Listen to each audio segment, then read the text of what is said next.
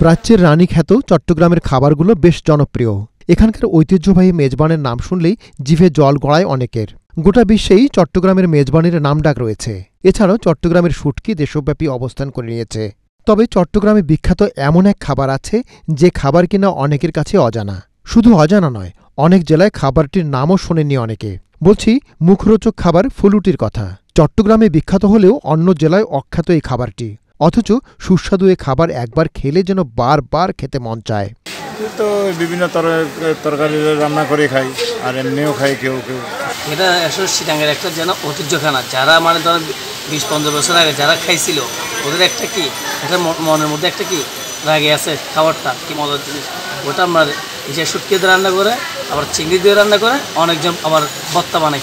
দেখতে অনেকটা পেঁয়াজুর মতো মনে হলেও আবার তালের ছোট পিঠার মতো দেখা যায় খাবারটিকে। বেসন, মসুর ডাল কিংবা মুগ ডালের সংমিশ্রণে তেলে ভেজে তৈরি করা হয় সুস্বাদু ফুলুটি। তবে চট্টগ্রামবাসী এটিকে সবজি হিসেবে খেতেই বেশি স্বাচ্ছন্দ্য বোধ করেন, অর্থাৎ শুটকি দিয়ে ভর্তা করে খান। কেউ বা আবার মাংস কিংবা তরকারির সাথেও এর স্বাদ নেন। ফুলুটি চট্টগ্রামের সর্বত্রই পাওয়া যায়। শহর কিংবা গ্রামের প্রায় সব বাজারগুলোতেই এটি অতি সাধারণ একটি খাবার। এই খাবার বিক্রি করে সংসার চলে অনেকের। সহ হিসেবে বিক্রি করা হয় ফুলুটি। একটা সময় দাম কম থাকলেও কালক্রমে অন্যান্য দ্রব্যের সাথে পাল্লা দিয়ে বেড়েছে এটির দামও। তবে তুলনামূলক কম দামেই পাওয়া যায় এটি। প্রতি পিস ফুলুটি 2 টাকা বিক্রি করা হয়। অনেকে সহ হিসেবে বিক্রি করে থাকেন। আবার আকারে ছোট ফুলুটি এখনও 100 টাকায়ও বিক্রি করেন চট্টগ্রামের ব্যবসায়ীরা। 200 টাকা, একটা 2 টাকা।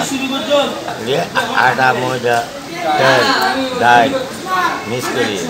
এটা যে কোনো ইসা মাছ দিয়েও খাইতে পারবেন, আবার মাছের কল্লা দিয়েও খাইতে, মাছ দিয়েও খাইতে পারবেন। চট্টগ্রামে মেজবানের শুটকির মতো ফুলুটি একটি জনপ্রিয় খাবার।